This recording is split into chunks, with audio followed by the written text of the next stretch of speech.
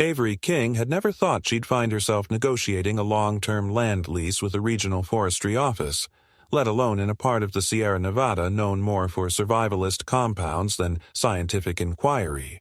But after 2 decades of training corporate teams in emergency preparedness, wilderness navigation, and risk mitigation, she'd grown disillusioned with the rising performativity of it all. She didn't miss the conference lanyards, the tech bro execs who fumbled with flint strikers, or the HR managers who pretended to care about remote survival just to tick a box in a corporate team-building program. She wanted space, not peace, not isolation. She wasn't some soft-focus cliché of a woman escaping heartbreak. She needed working room, somewhere to build something lasting on her own terms, without press releases, without stakeholders. She wanted to cultivate a self-designed experiment, rooted in biology and independence, a mycology greenhouse in the wilderness.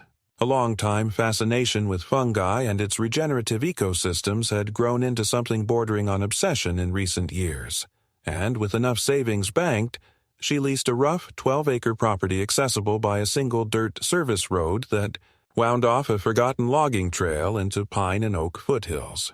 That road, registered as a legal access easement with the county, was maintained poorly but passable.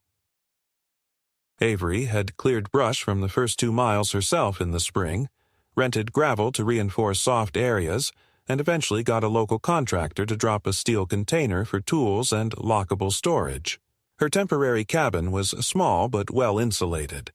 There was no cell service most days, but the solar panels fed her basic power needs, and a water catchment system with filtration gave her independence. She had spent weeks alone working the land, setting up her greenhouse frame, inoculating the first test logs with spores, and laying down irrigation lines. It was rhythmic, elemental labor that got her back in tune with her own instincts. It wasn't about hiding from the world.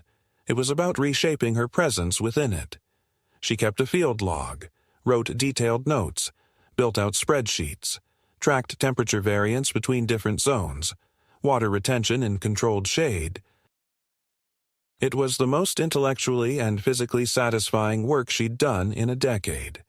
She didn't need to tell anyone about it. That, she realized, was the power. Everything shifted on a Tuesday afternoon. She had driven into town to pick up irrigation connectors and a spare battery bank, 90 minutes there and back, and the store had been low on inventory. By the time she returned, the light was already beginning to stretch sideways through the tree line, and she was tired, mentally planning her setup for the next morning. But when she rounded the last bend toward her cabin road, she hit the brakes and stared, disbelieving. Parked directly across the narrow dirt access path, angled like an accidental monument to ignorance and entitlement, was a massive RV. Not just any camper.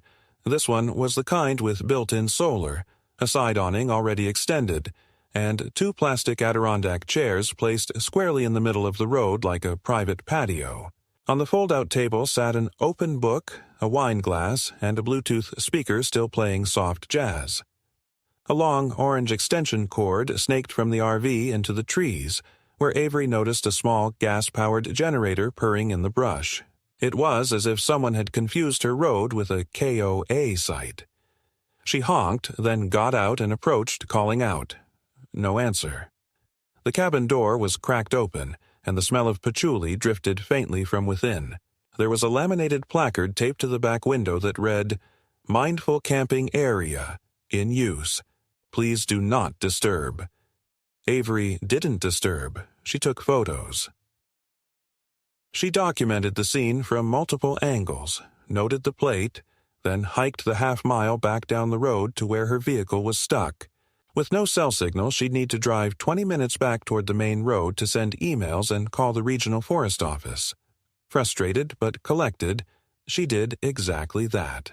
The forestry liaison on duty, a man named Dana, apologized immediately but told her the earliest someone could come assess the situation in person would be in 2 days. In the meantime, he recommended she not engage with the camper and to approach this through proper channels. Avery had to bite her tongue before asking what exactly that meant when the person was parked illegally on a county-monitored access road. Instead, she drove back, left another note tucked under the camper's windshield wiper, politely worded, calm but firm, and returned to the cabin the long way, by foot through an animal trail that cut through her own land and took nearly 45 minutes in the descending dark. The next morning, the RV was still there. A new sign had appeared, scrawled in marker on a piece of cardboard and nailed to a stick driven into the gravel. Temporary access, under private arrangement, do not block. What private arrangement? With whom? Avery knocked on the RV door until a voice called out. Slow, deliberately casual. Hold your horses. I'm meditating. When the woman finally emerged, she was barefoot, wrapped in a flowing robe that looked like it had been bought online as part of a spiritual rebranding kit. Early 60s, tall, with sun-damaged skin and striking white hair pulled into a severe braid, she held a coffee cup that read, "Breathe deep. Life is simple." She introduced herself as Karen, not A. Karen. She said it with a tone that almost dared you to comment on the name. Avery was concise. This is a legal access road under county lease. I have rights to this easement. You're blocking entry. Karen smiled as though Avery had complimented her.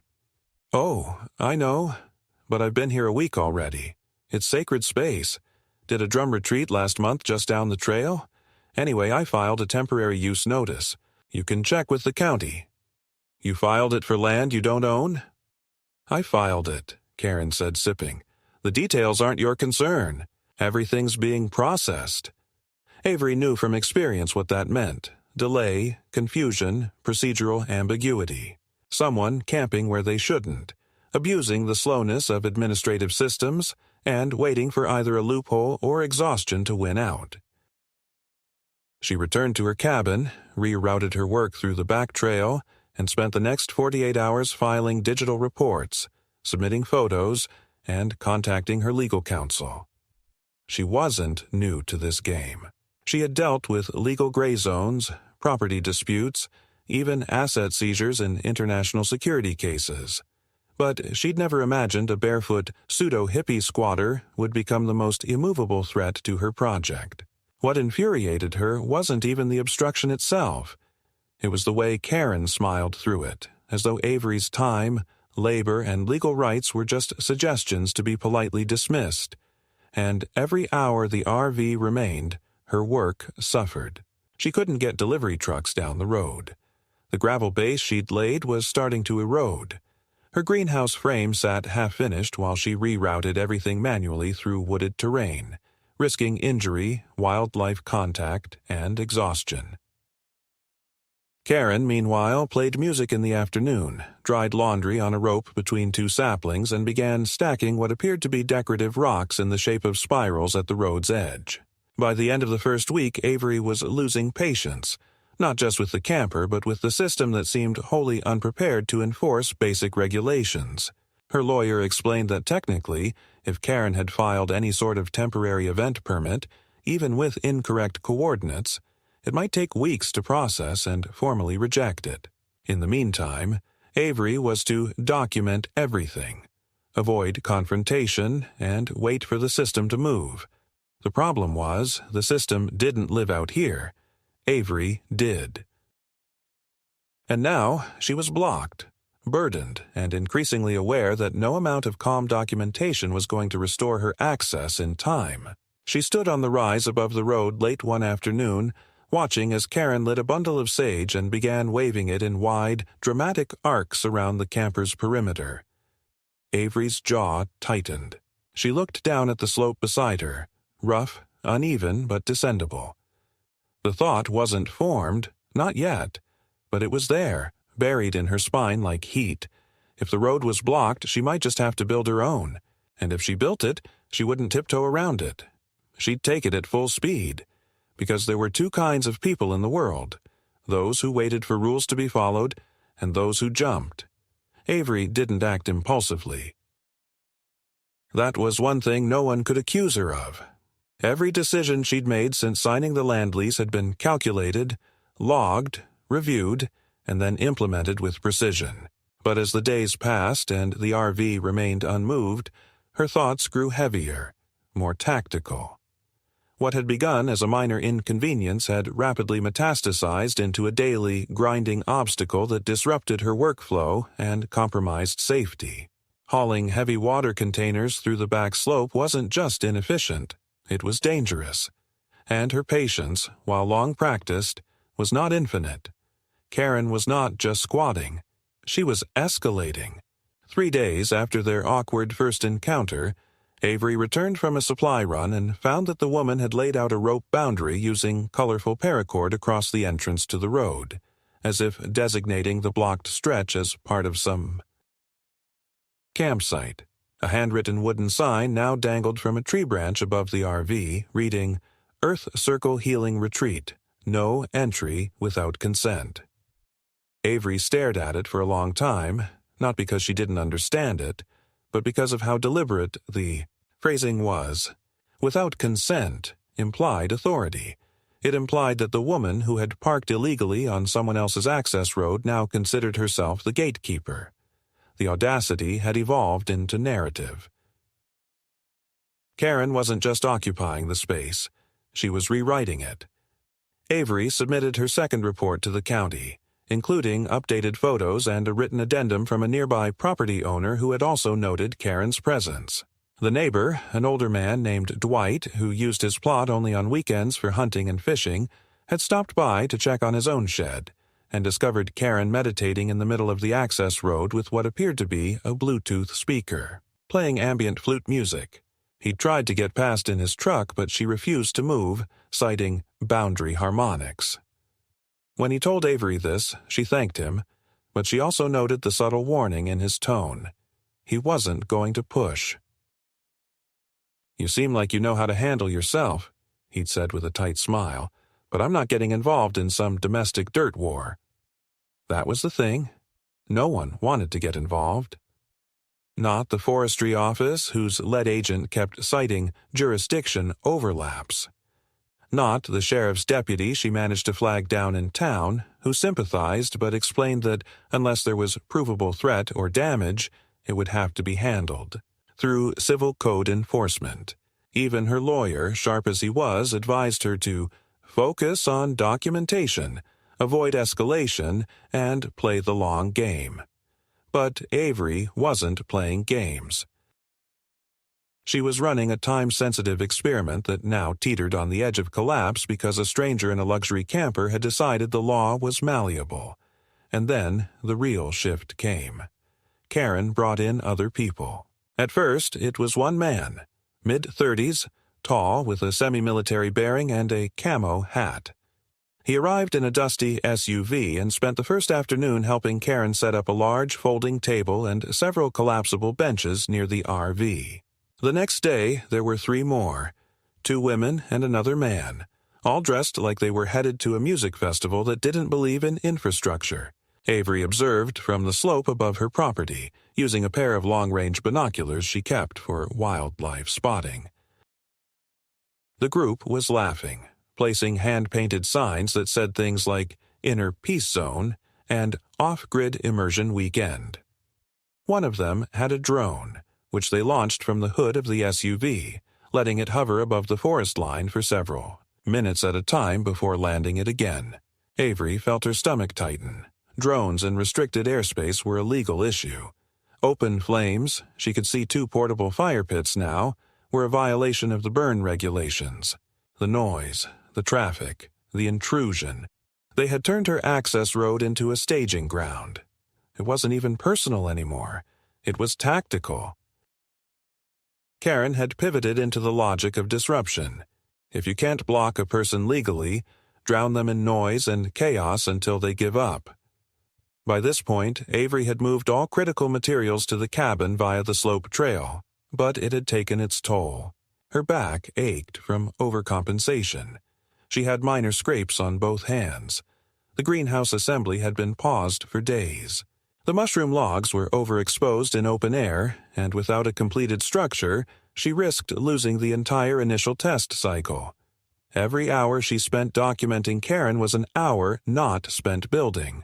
Her ability to stay ahead of decay, fungal or otherwise, was disappearing. She didn't scream. She didn't storm up and demand they leave. What she did was drive into the ranger office in person and wait until someone would speak to her face-to-face. Dana wasn't there, but a younger officer named Lex met with her behind the counter. Lex was patient, took notes, and scanned the photos she brought. "I get it," he said eventually, "but I'm going to be honest. Even if they're trespassing, it's complicated because they're not on your owned land. Technically, they're on county-managed access. You're the primary lessee, yes, but that means the enforcement process is administrative, not criminal." "So how long does administrative take?" Avery asked, voice even. Lex grimaced. "Couple weeks, maybe less, if the supervisor prioritizes it. But honestly, if they're pushing this as some kind of spiritual retreat thing, they might try to file an event use appeal and stall everything. You'd have to challenge that formally." Meanwhile, yeah, we'd have to wait. It was the waiting that undid her, not the squatters, not the laughter she heard wafting up into her tree line at night, not the smugness of Karen, or the fact that the RV's generator now operated during the daytime, polluting the quiet hum of her work zone. It was the sense that her time, her energy, her meticulous effort meant nothing to the system designed to protect it. She'd done everything by the book, followed every channel, paid every permit fee. She'd signed the land lease in person, passed environmental inspection, and verified her easement rights in writing. But that wasn't enough. Someone else could show up, plant themselves at the mouth of her lifeline, and turn the law into molasses. Avery wasn't someone who reacted emotionally to bureaucracy. She'd spent too long in systems where patience was a weapon. But this was different. This wasn't delay. It was erasure. Every day that her access remained blocked, her work was stripped of legitimacy. And she refused to let that stand. She didn't tear through the forest in rage or smash anything in protest. What she did was start drawing. Maps, soil gradients, elevation lines. She hiked the perimeter of her own leasehold again, measuring by foot the slope to the west. It wasn't ideal. There were 2 drainage veins that would need redirection. A soft shale patch would require reinforcement. But it could be done. Not easily, not cheaply, but it was real. If she couldn't get her right-of-way restored in time, she'd make another. A literal bypass. A reroute. She wouldn't ask permission to get to what was already hers. Karen wasn't the problem. She was a symptom. The real enemy was the expectation that Avery would wait politely in the margins until her time evaporated. The real offense was the assumption that someone like her, a woman alone on a backwoods lease, wouldn't fight this on terrain that mattered. The drawings turned into measurements. The measurements turned into flagging tape.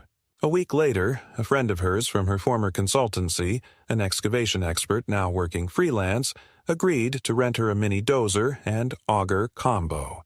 No contract crew, no fanfare, just her and the machine. The dirt ramp wouldn't be pretty, it wouldn't be graceful, but it would be hers. And if she had to take it at speed to prove a point, well, then she'd be ready for that too.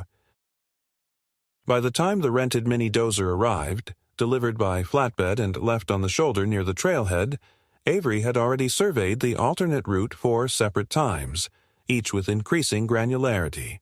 She'd marked out a path through the western slope of her lease that avoided the shallow drainage runs and veered slightly uphill to accommodate the natural curve of the landscape. It wasn't ideal. Nothing about circumventing your own road was ever ideal. But she knew how to read the terrain. Years of teaching wilderness navigation had trained her eyes to see where Earth would hold and where it would shift. The curve of the rock face near the ridge gave her just enough traction for a rough descent if she could compact the surface and secure the edge with lateral fill. She didn't have time to overbuild. She needed function, not aesthetics. If the original road remained blocked, she had to move equipment, materials, water, everything, and she had to do it fast. She worked alone for the first day, cutting into the slope with slow, deliberate passes. The dozer roared through the stillness, chewing into the hillside and carving a rough swath about 8 feet wide. The noise echoed through the trees, scattering birds and sending the occasional deer bounding through the underbrush. But more than once she caught glimpses of movement near the main road, shapes in the corner of her vision, stopping short of visibility. Karen's group, watching. She didn't acknowledge them. Let them see. Let them understand what resilience looked like when it stopped asking for permission. That night, Avery returned to her cabin, aching and coated in sweat and dust. She reviewed the footage from her perimeter cameras, noting that Karen and her group had walked up and down the old access road several times, but had not approached the new path. A small drone had hovered near the ridgeline for nearly 10 minutes, no doubt operated by the same man she'd seen earlier. Avery noted its pattern, its altitude, and range. She cataloged the flight path with coordinates and took screenshots. She didn't yet know if it would be useful, but she had learned long ago that a digital record, created when calm, was worth 10 emotional arguments shouted when no one was listening. On the second day, she hit shale. Not a surprise, but more extensive than expected. The slope beneath the second curve turned brittle, the dozer's teeth clanging against stubborn stone. She had to backtrack, dig laterally, and reinforce with downed logs and rock fill. It took hours. The sun dipped, and her muscles burned. But by evening she had laid a stretch of usable ramp, tight, rough, but passable in dry conditions. That was when things shifted again. She returned to the top of the trail to retrieve her water canister and found the handle smeared with what looked like tree sap, but darker. Her gloves protected her from direct contact, but the smell hit immediately. Acrid, synthetic. She knew it. Industrial adhesive. Avery paused, heart thudding, then turned and followed her trail back to the supply cache she'd locked near the ridge. The lock was intact, but her tools had been shifted. One of her tarps had a blade slice clean through the center, and 2 of her water jugs had been emptied and left upturned, as if casually discarded after a raid. It was surgical, not vandalistic. A message. Someone had been watching her movements, waited for her to leave equipment unattended, then made just enough disruption to unsettle without triggering criminal liability. She didn't call the police. She reviewed the footage again, then drove into town and purchased a second set of trail cameras. Higher resolution, infrared-enabled, motion-triggered. She installed them at 2 a.m., using blackout tape over the LEDs and burying the battery packs under fallen leaves. She didn't want confrontation. She wanted evidence. The next morning, the footage was already waiting.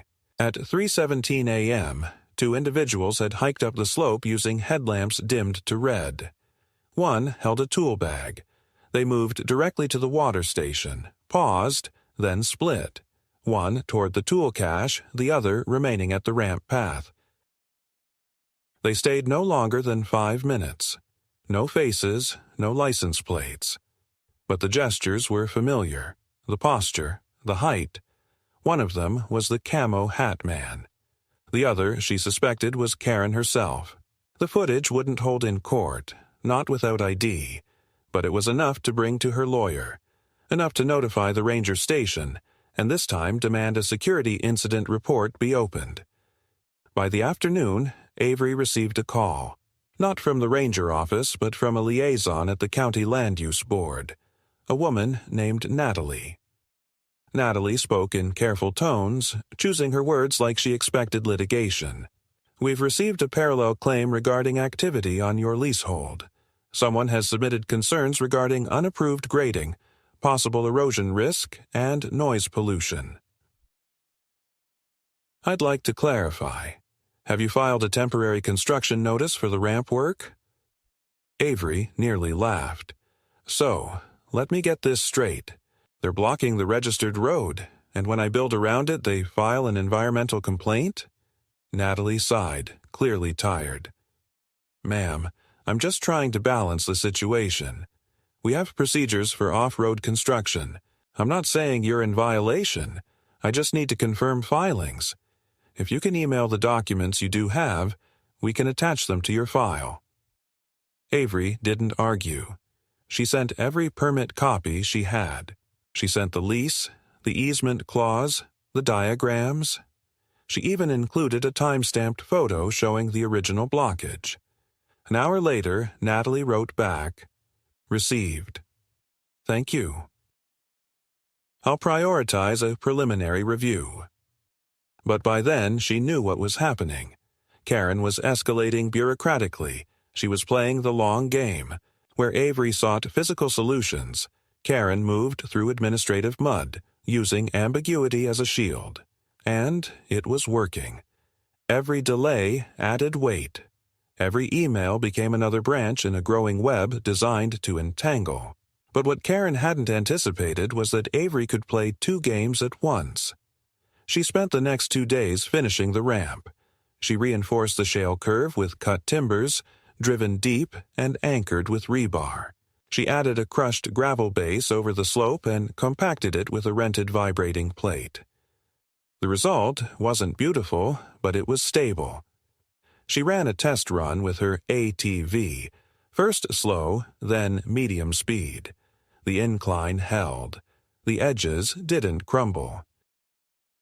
She mapped the grade, filmed the descent, and logged the measurements. Her pickup wouldn't handle it with a trailer yet, but solo, she could reach the cabin. She wouldn't be cut off again. And still, Karen didn't move. The RV sat at the mouth of the original road like a smug, immovable beast. One of her group had strung prayer flags between the pine trees, and a new sign had appeared, hand-painted in swirling colors, "Holding space until the earth is heard." Avery didn't need the earth to be heard.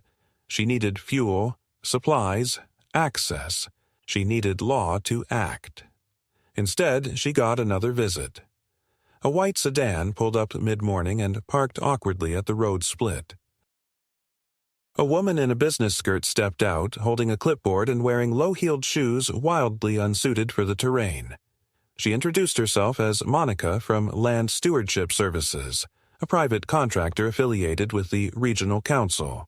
Karen had requested an on-site mediation session to avoid further community disruption. Avery blinked.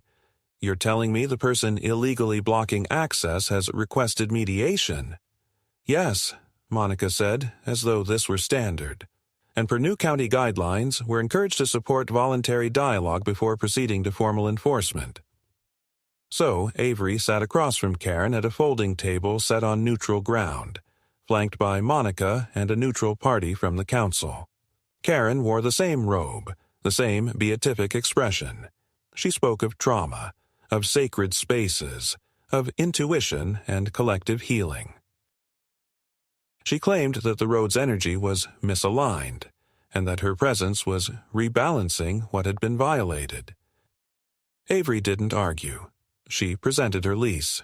She read directly from the easement. She showed the video of the blocked road and the night footage of the unauthorized visitors. Karen's face didn't change. She sipped her tea and murmured that Avery was trapped in institutional thinking. Monica smiled like someone trained to keep smiling through earthquakes. "I think we've captured both sides. No resolution, no order to vacate, just a scheduled review and a promise of follow-up." But Avery wasn't waiting. That night, under a moon that cast silver edges on every branch, she stood at the top of her dirt ramp, engine running. The pickup rumbled beneath her like a coiled thing. She looked down at the slope she had built with her own hands, ugly, angled, alive. She shifted into drive, and she jumped. The truck didn't lift fully off the ground. It wasn't some glorious Hollywood arc, no slow-motion airborne poetry through shafts of sunlight. But it left the surface long enough for Avery to feel it. Those half seconds of weightlessness, of suspension, where physics held its breath. The front wheels hit the incline with a crunch that rattled every bolt in the chassis, and the suspension compressed hard as the frame dipped and realigned with the crude earth beneath. Gravel sprayed behind her like shrapnel. She held the wheel tight, keeping her momentum smooth but firm, never letting up fully until she reached the even patch she'd leveled with packed clay at the base. The truck didn't stall. Nothing broke. But her heart hammered as if she'd done something illegal. Not dangerous, illegal. And in some way it felt like she had, because it wasn't just about bypassing a road anymore. It was about breaking the implied contract, the unspoken social conditioning that told her she had to wait. She had to comply, submit documents, let other people make decisions. But she hadn't waited. She had built. And then she had acted. The ramp worked. And with it, everything changed. For the first time in over 2 weeks, she was able to drive directly to her cabin, park within 30 feet of her workshed, and begin unloading materials that had sat idle in the back of her truck. Spare lumber, trellis wire, moisture liners, a backup tank of propane. She worked in a blur, moving deliberately, systematically, reclaiming the time that had been stolen.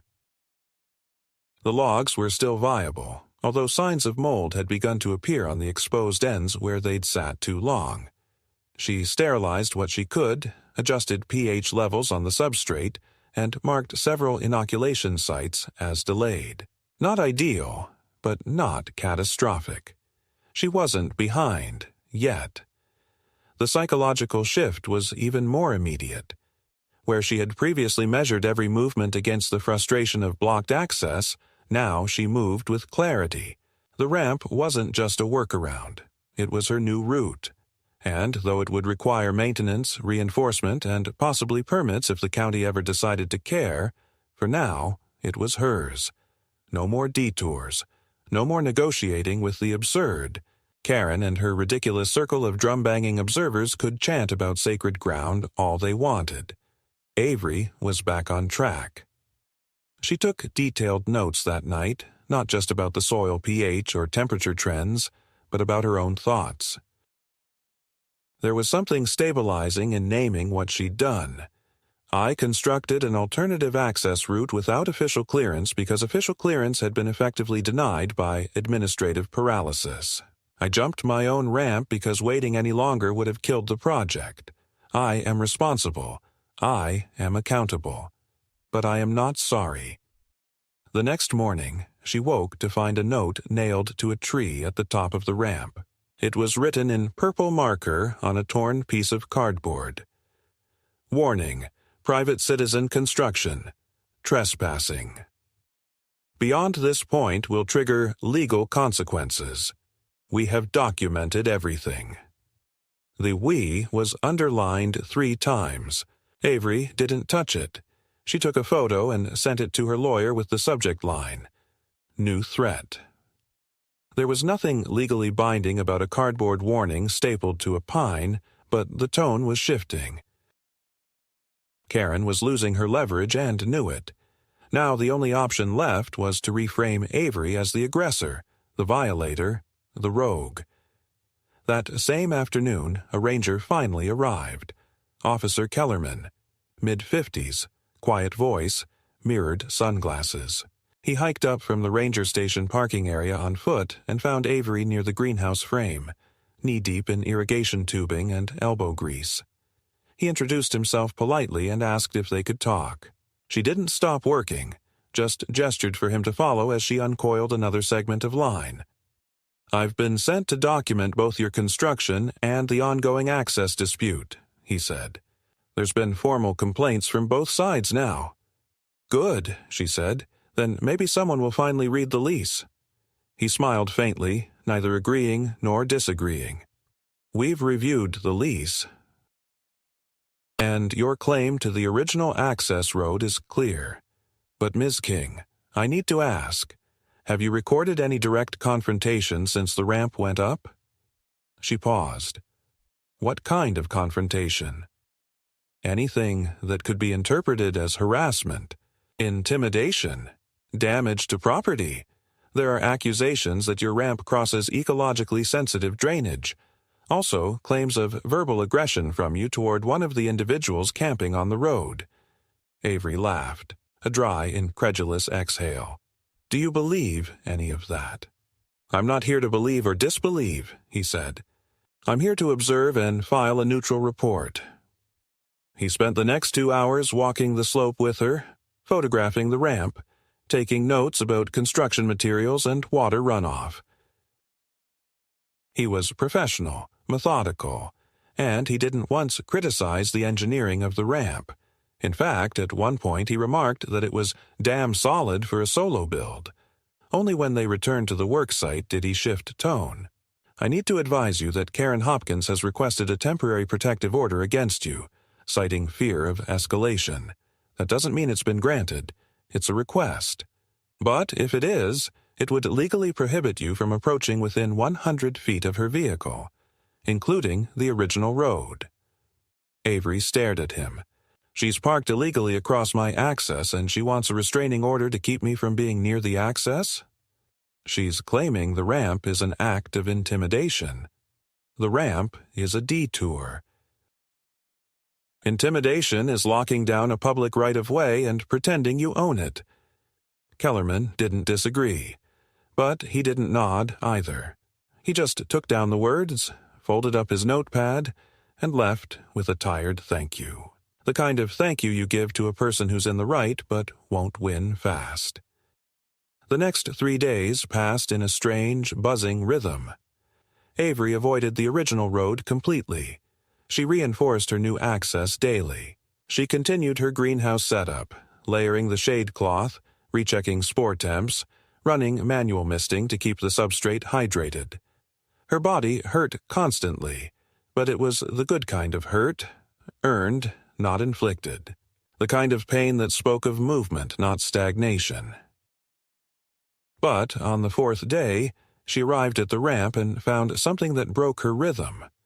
Dozens of roofing nails scattered deliberately across the incline, most of them half buried in the gravel. Not spilled, planted. The pattern was too precise, too systematic. A vehicle would never see them coming until all 4 tires were shredded. She didn't rage. She didn't scream.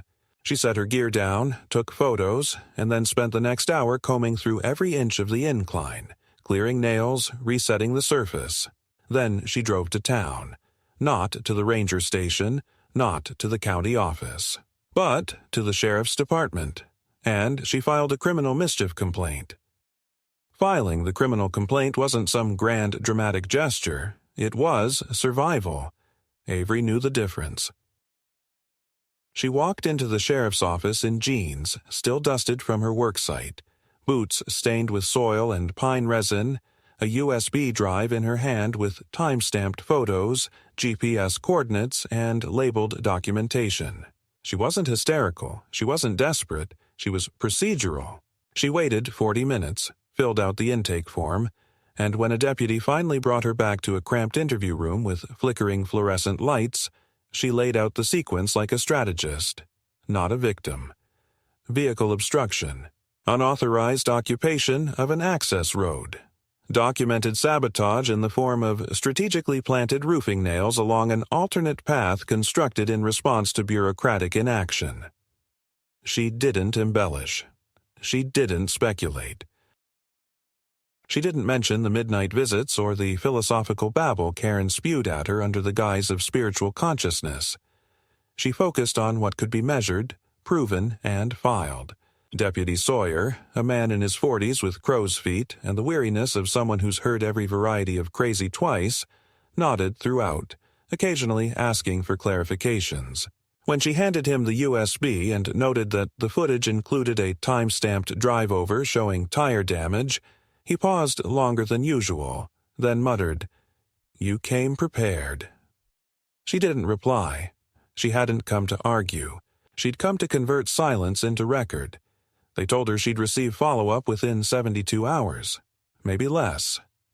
There was a backlog. Of course there was a backlog. She drove home silently, fingers tight around the wheel, the ramp behind her freshly repaired and clean, but still poisoned in her mind. There was something about the nails that stuck more than anything Karen had done so far. Not the passive-aggressive signs, not the illegal occupation, not the drone flights or garbage left in the underbrush, but this attempt to pierce, shred, rupture, this was personal. It was designed to punish mobility, to trap. And the psychology of that wasn't abstract to Avery.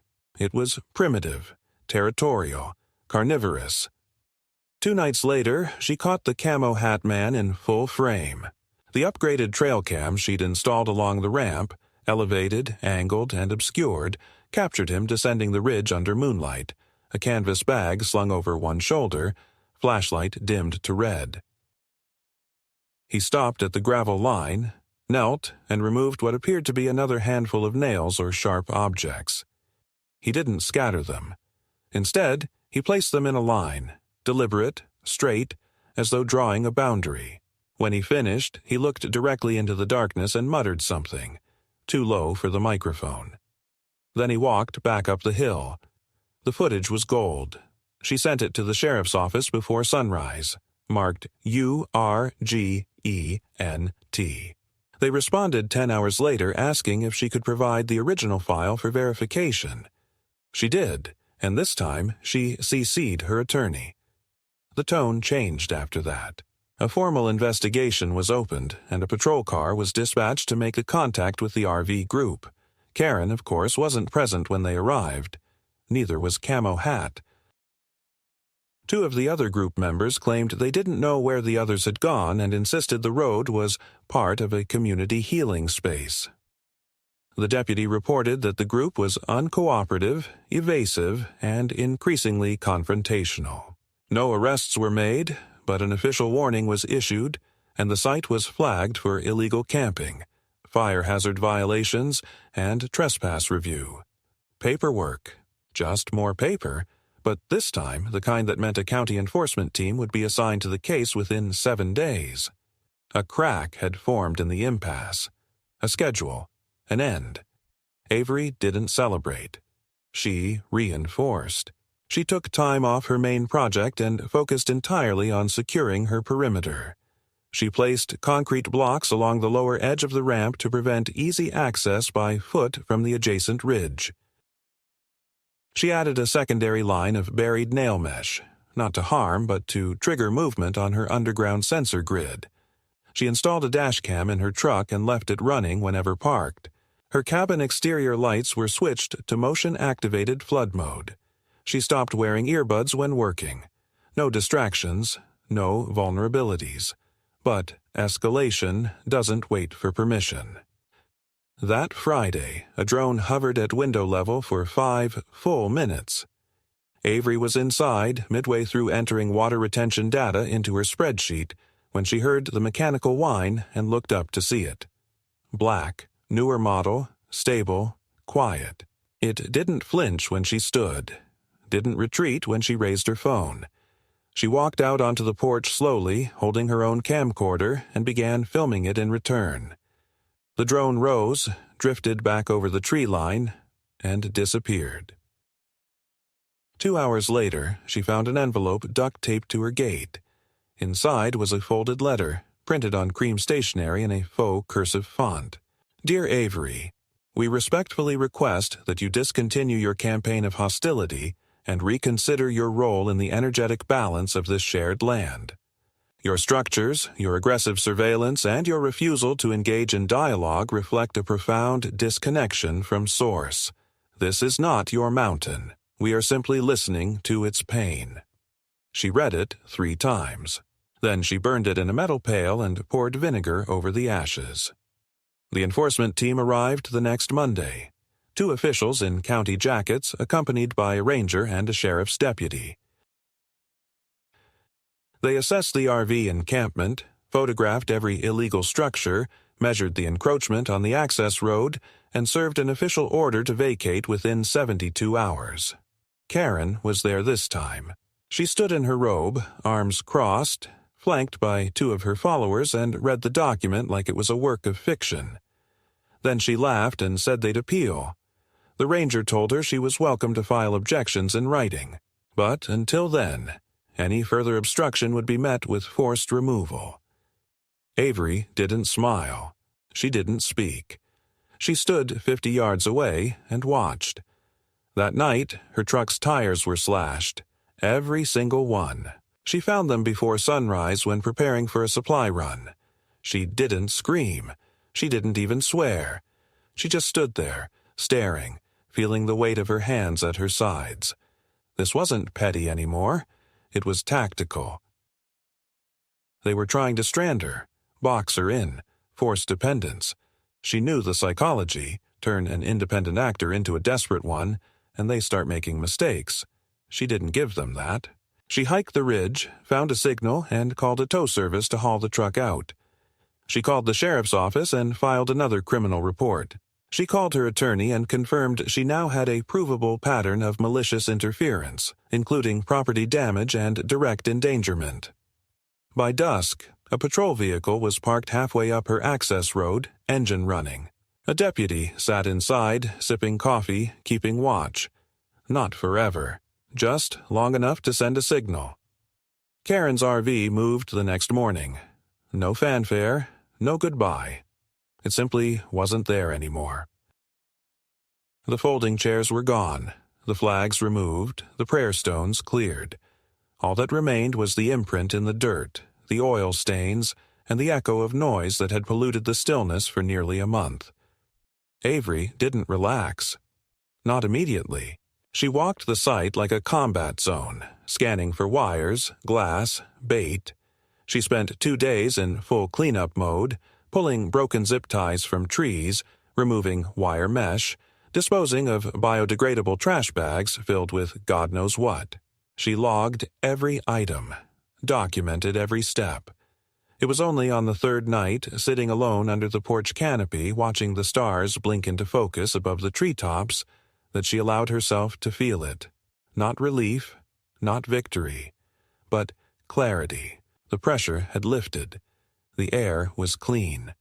She could finally hear the forest again. Not the chanting, not the cheap Bluetooth speakers echoing mantras and wind chimes. Just leaves, wind, a barred owl calling from the ridge. The living world, unfiltered. But the moment didn't last. On Thursday, her lawyer called with news.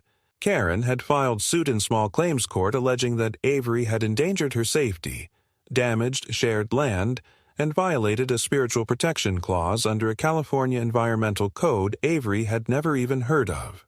The suit had no legal merit, but it had procedural traction, which meant another delay, another filing. More time, more energy, more money. Avery sat in silence after the call ended. Then she picked up her field notebook and wrote 3 words in the margin of her last log entry. They never stop.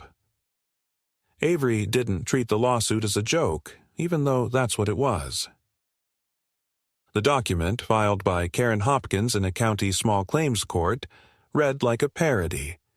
Accusations of energetic assault, ecosystem desecration, and spiritual trauma caused by mechanical aggression, all tied together under a vague citation from a misinterpreted section of California's Civil Environmental Code. But jokes can become dangerous when they take legal shape, and Avery knew better than to ignore it. So she responded the only way that made sense, with absolute clarity and overwhelming documentation. Her attorney filed a formal motion to dismiss, accompanied by a 38-page packet that included time-stamped surveillance images, maps of property boundaries, environmental compliance forms, and a chronology of obstruction, sabotage, and law. Enforcement involvement. Nothing emotional, nothing inflammatory, just facts so precise they left no room to breathe. Still, the lawsuit delayed county follow-up. The final report from the enforcement team, one that could have barred Karen from returning to the area for 6 months under nuisance statutes, was suspended pending the court's review of the complaint. Karen wasn't trying to win in court. She was trying to win through fatigue, Keep the process alive long enough and maybe Avery would bend, would sell, would walk away from her lease just to end the harassment. But that was never going to happen. Avery shifted strategy. She began working directly with the county's Environmental Impact Review Board, submitting her own assessments and documentation preemptively. She recorded hours of footage showing runoff control on her ramp, non-disruptive construction practices, and reforestation zones she'd started planting. She even volunteered to allow a third-party ecologist to inspect the slope, someone the board chose, not her. She knew how to win this kind of battle, not with noise, not with anger, but by becoming bulletproof. While Karen made noise about spiritual boundaries and sacred vibrations, Avery presented measurable, scalable data.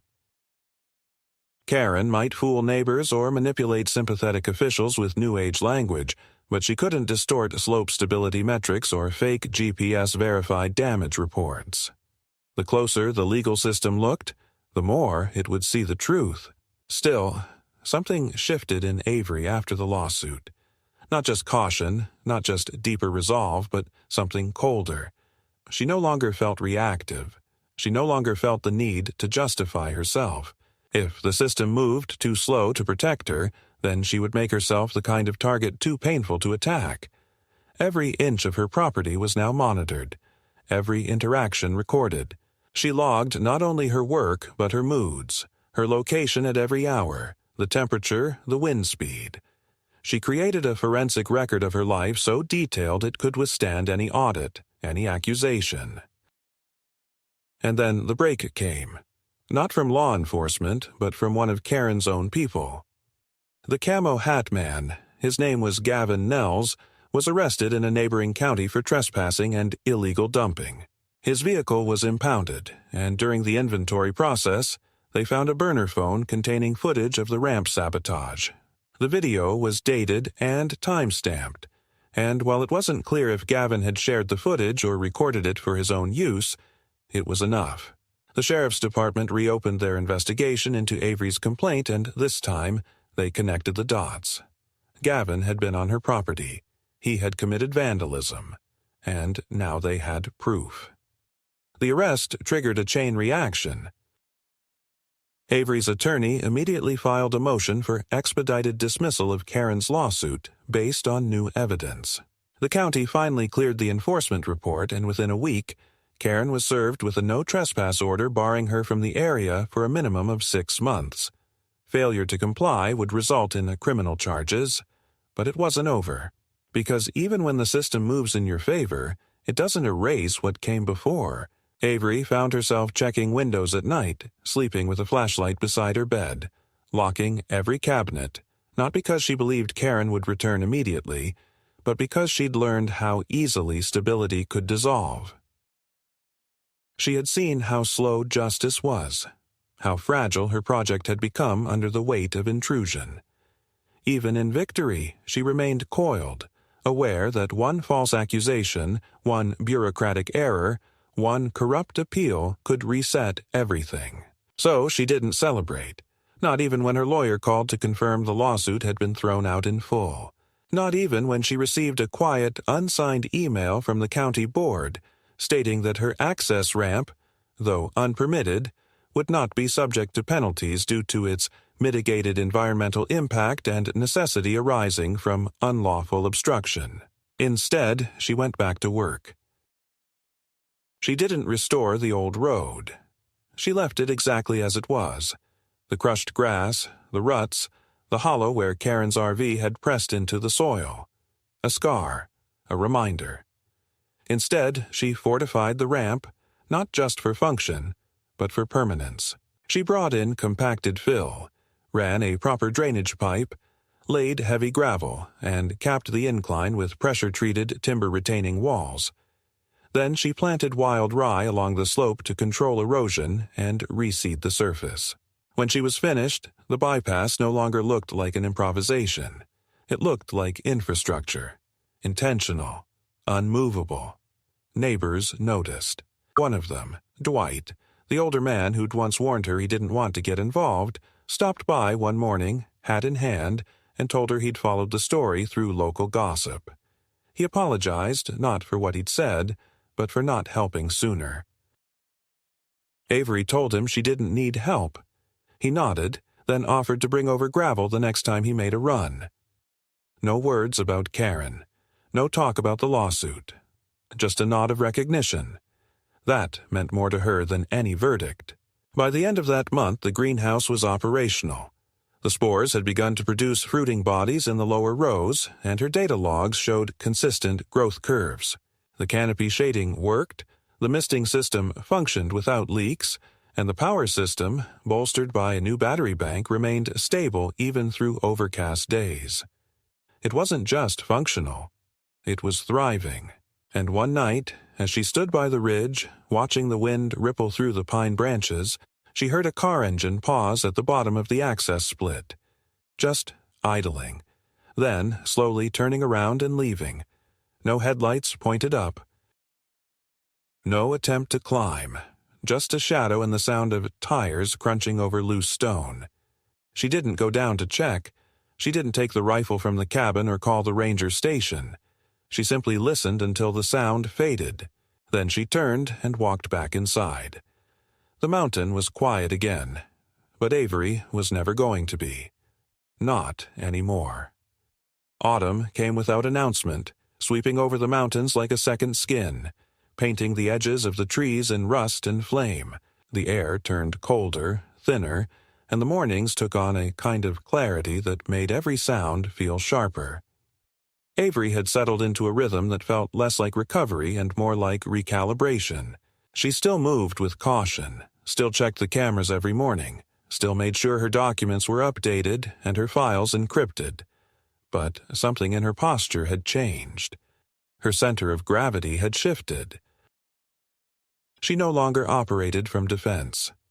She wasn't reacting. She was establishing. The greenhouse, now fully operational, became more than just a structure. It became her anchor. Inside, rows of oyster mushrooms spiraled from the logs, misted with precision and rotating under controlled light. The humidity sensors stayed steady, and her airflow system, designed from repurposed mining ductwork, kept the spores from clustering too tightly. It wasn't just science anymore. It was ritual. Wake before sunrise. Check conditions. Adjust moisture. Log data. Drink coffee slowly while observing the early drift of light across the ridge. In the silence, she found not peace, but certainty. The kind of certainty that doesn't need to speak. The ramp held up. Even after heavy rains, it remained intact. The drainage functioning. The foundation unmoved. Her truck climbed it twice a week now without issue, and the growth around its edges had started to reclaim the cut slope. Nature wasn't angry. It wasn't desecrated. It was adapting, same as her. Karen never returned, at least not in any official way. There were no more lawsuits, no more complaints. Her name disappeared from the county filing logs and her group dissolved without fanfare. One of her followers was arrested later for failing to appear in court on an unrelated matter, but otherwise, it was as if they had evaporated into their own mythology. The forest didn't remember them. Only the scars remained. A few ropes hanging from trees, a rusted can buried in the moss, the faint trace of tire tracks that would fade before winter. Avery never spoke about what happened to anyone outside her legal circle. She never gave an interview, never told her story to a podcast or wrote a thread online. She knew there were those who would have turned it into a parable. Woman fights back against squatters, defends her land, builds her own road. But she wasn't interested in becoming anyone's symbol. This wasn't a narrative arc. It was a year of her life. Cut open, rearranged, sealed over. Sometimes she wondered what Karen told herself now. Whether she believed she'd been wronged, whether she spun some story about government oppression or spiritual martyrdom. Maybe she told her new friends that she'd been forced out by violence, by a heartless woman with no connection to the land. Maybe she believed it. Avery didn't care. She had her own story. Not a fiction, not a narrative, a record. she kept the trail cams active. Not because she expected Karen back, but because the lesson had been absorbed so deeply it no longer felt like paranoia. It felt like muscle memory. She didn't jump at shadows, but she paid attention. She paid attention to everything now. The shift of birds along the canopy line, the sound of a vehicle engine when it didn't belong, the rhythm of deliveries and the tone of strangers.